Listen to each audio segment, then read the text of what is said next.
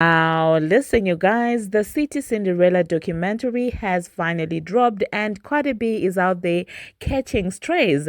Now, I'm going to be giving you a review of that, and we're also going to be talking about Republic confirming Nicki Minaj's second leg, as well as Nicki Minaj's mother breaking the internet, okay? Ice Spice's tracklist is out, okay? Now, these are some of the things that we are going to be talking about in this video.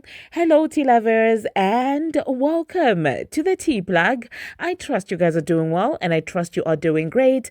Personally, I am doing great, you guys. I am doing extremely amazing. And without further ado, let us dive straight into today's tea. Now, I think I will start with the shorter stories because we're going to be doing an in-depth discussion on the City Cinderella documentary, talking about who caught strays and who didn't, okay? So first of all, let us talk about the Carol Mirage, Nicki Minaj's mother, okay? Now, the woman is causing chaos and mayhem on the internet because of how gorgeous she looks, okay? She is the ultimate definition of a black doed crack, okay? So it is being reported that Carol Mirage and Audrey Jackson, who is Pop Smoke's mother, walked the runway in remembrance of, the late Pop Smoke, okay? And people could not help but notice how gorgeous the two women were and how they seem to not age, okay? Now, the walk, you guys, I want you guys to look at the walk and the mannerisms and tell me if that does not give Onika the drama in the walk. That's Onika all the way, literally Nicki Minaj coded. And I don't know if I should say Nicki Minaj coded or if I should say that, well, Nicki Minaj is very Carol coded, okay? So I'll just insert a snippet of the walk and you guys let me know what you think about that. Well, there you saw that, you guys. Now, the next thing that we are going to be talking about, Republic. It seems like, well, remember last time that I spoke about the second leg of the Nicki Minaj tour?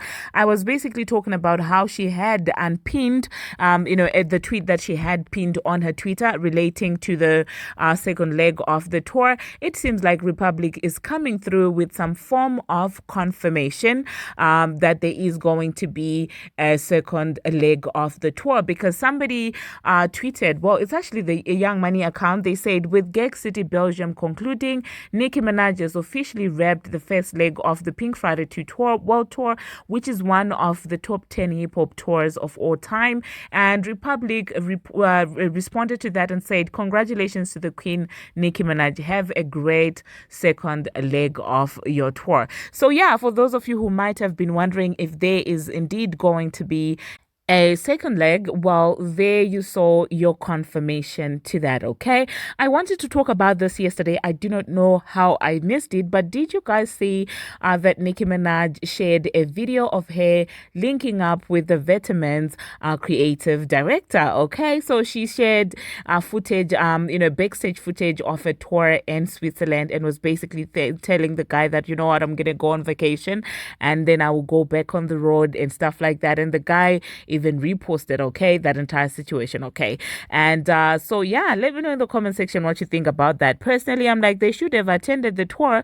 I mean, they got an entire shout out in the most influential rap song of 2023, end of 2023 and 2024, which is F the Club Up, okay? They got a special mention in F the Club Up, and obviously that impacted their brand. So of course they had to do the right thing, which is attending Nicki Minaj's Gag City in Switzerland, okay? Now, the next thing that we are going to talk about, let us talk about ISIS, okay? It seems like, Paprika Spice has finally decided to, release her track list. And let us take a look and let us discuss the features that are on that track list. You do know that the album is coming on July 26th. Yeah, I think it is July 26th.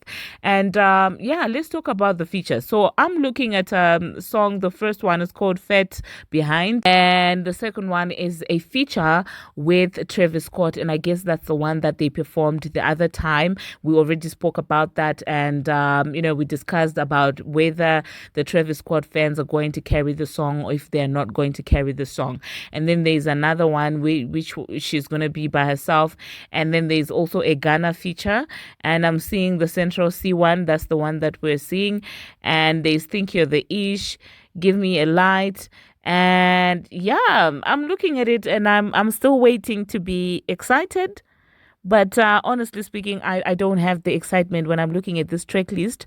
Um, Unfortunately, I don't feel any excitement for this. I don't. I really don't. I'm trying, but I'm not. Okay, with the things that she's been doing lately, with the quality of work that she's been releasing. Give Me a Light was a total mess. Think You're the Ish. Man, come on. And this one with Central C, like just him being on the song is the reason why we're even discussing about the song right now. Other than that, there's nothing there. And the little drama that they're doing, the theatrics, okay, they're the ones that are actually carrying the song. So I'm looking at this album and I'm like, this is plain. And at this point, you guys allow me to say that JT's EP, JT's mixtape is even more interesting than what I'm looking at. And I will tell you that entire mixtape that Ice Spice released before, the one that had all the songs that actually made a buzz, I feel like it was way better than what I'm looking at right now. It's not giving. Unfortunately, it's really not. But hey, let me know in the comment section, you guys, is there a song that is specifically exciting for you when you're looking at it right now? Okay.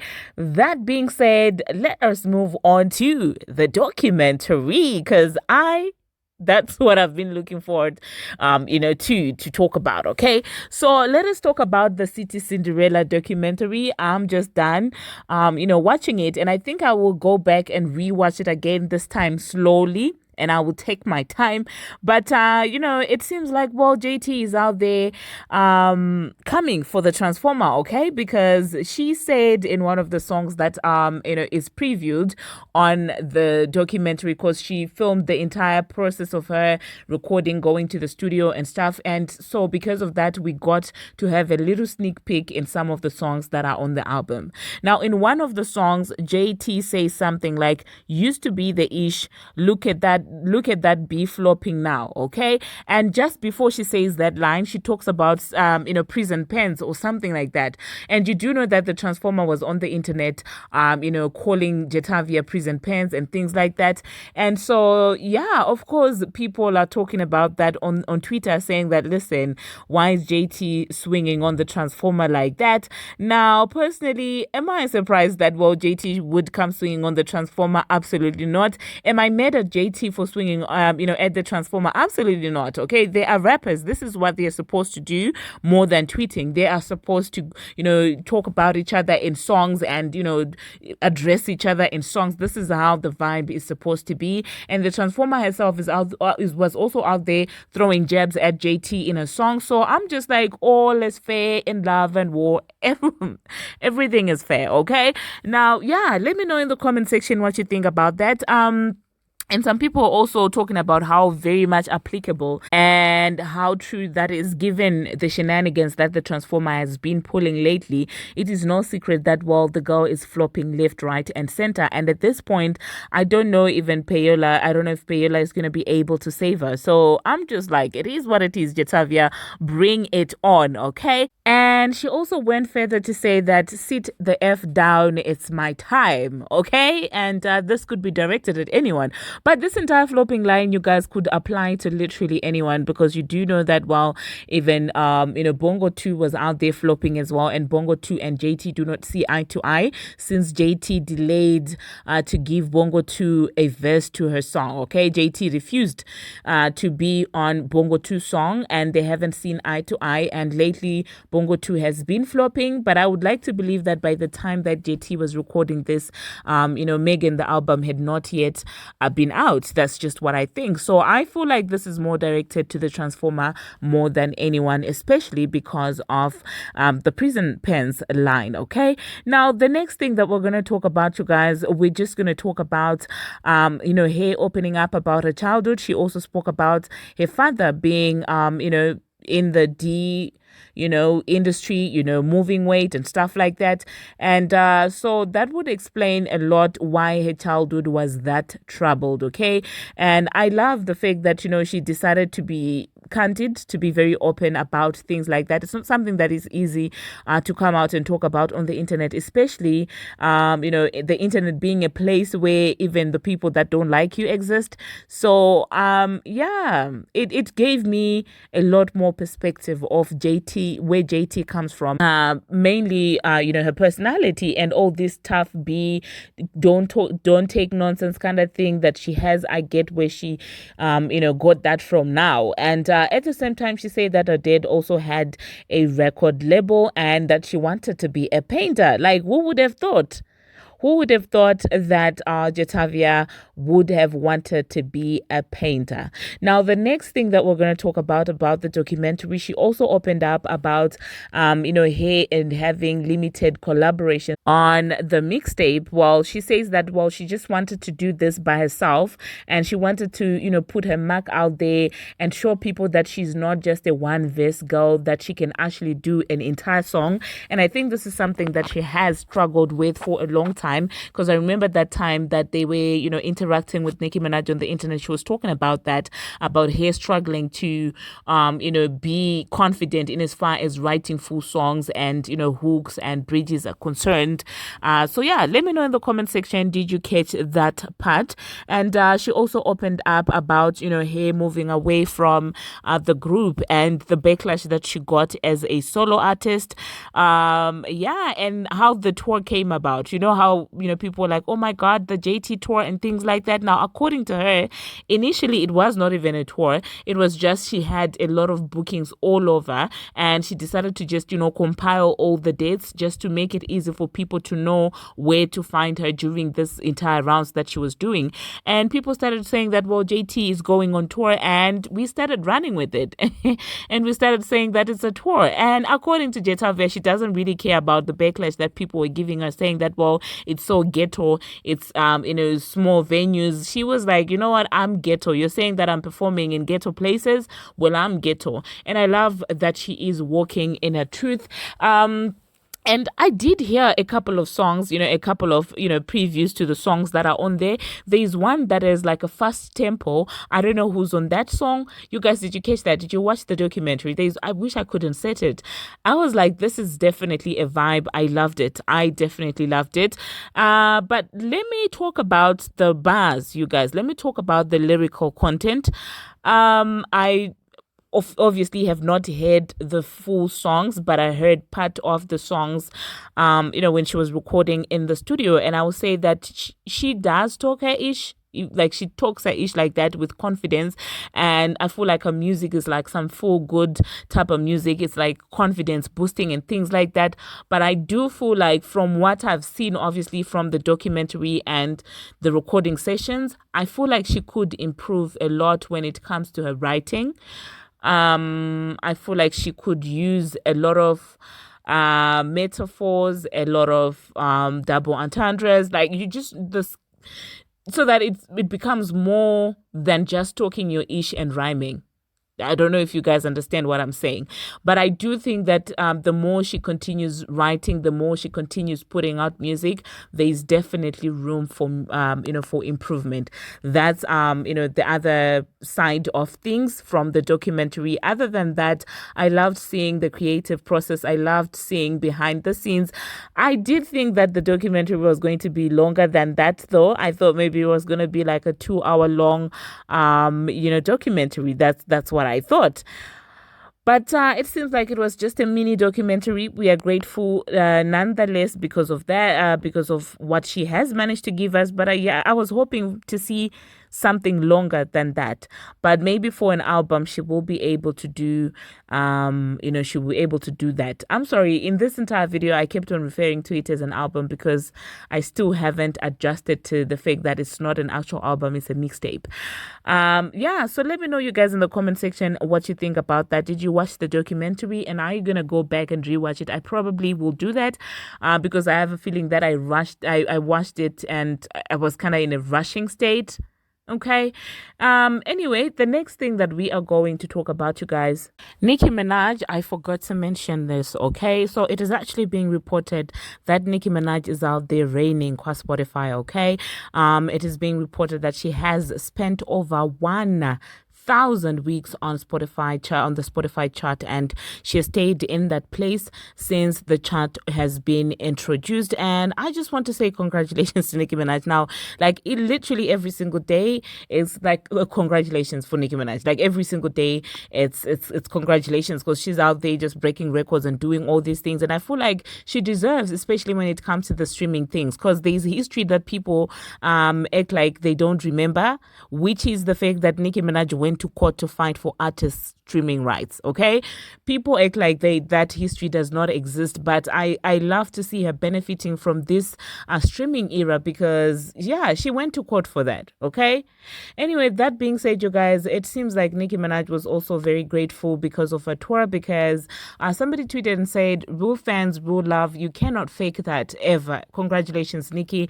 And she put a prayer emoji, a praying person emoji, or a thankful emoji, and also ran a poll about the success of the tour, where she was like, who would have thought this tour would be this successful? My goodness.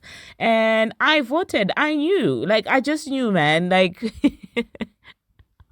I knew that the tour was going to be successful. For me, it was not really a surprise, because the woman is blessed. The woman is highly favored. So I knew that it was going to be successful, especially after, seeing how well the album did and knowing how much the Barbz genuinely just support her. I knew that it was going to be a record-breaking tour, okay? And I will not stop gushing over it, okay? As we wait for the second leg, I will still keep praising and giving the flowers where they should be given. Okay, now let us talk about Miss Red. You guys, it seems like Miss Red is out there linking up with multiple people, established A-listers actually. The other day she was out there hanging with Andrea. The other day she was hanging with LeBron.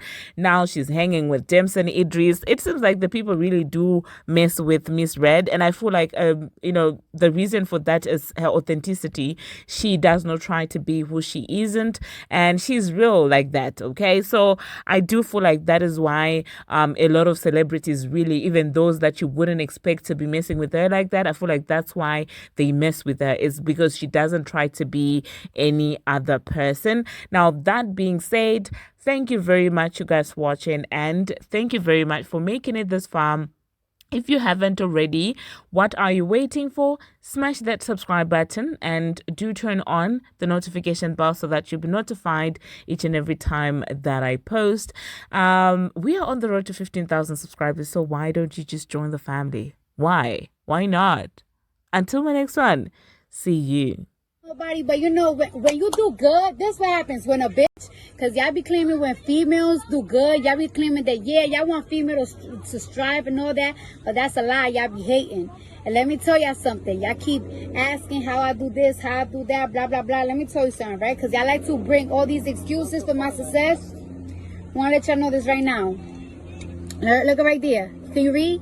With the live Grammys included, Barbz Cardi B earned 26.5 million on-demand streams in the U.S. last week, the most streamed song.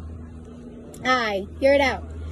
Returns to the top 3 on this week's digital song sales. Because, for the record, I said record sales. Chart number 3 with 18,300 pure sales. Pure. Uh-oh.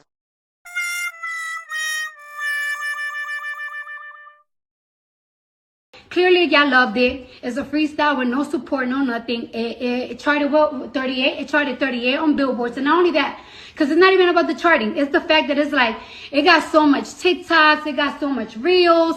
And that means that people are generally listening to it. Everybody, the bad up, the Up was the #1 selling single in U.S. overall consumption this week with 173.7K units sold for the 4th non-consecutive week. 38. It charted 38 on Billboard. So not only that, because it's not even about the charting. It's the fact that it's like, it got so much TikToks. It got so much Reels. And that means that people are generally listening to it. Everybody, the bad up, the haven't left the top 10 ever since my shit came out. I'm number 3 on Spotify. I don't know what I am on. I think y'all love to scream payola, blah blah blah. Because you know when a is winning, people gotta find something like how she winning, how she this. Look at these charts right here. Hold on. It's not even about the charting. It's the fact that it's like, it got so much TikToks, it got so much Reels, and that means that people are generally listening to it. Everybody, the bad, the look at the airplay. Look at the airplay. Look at my shit. Look at my number compared to everybody, to a lot of people.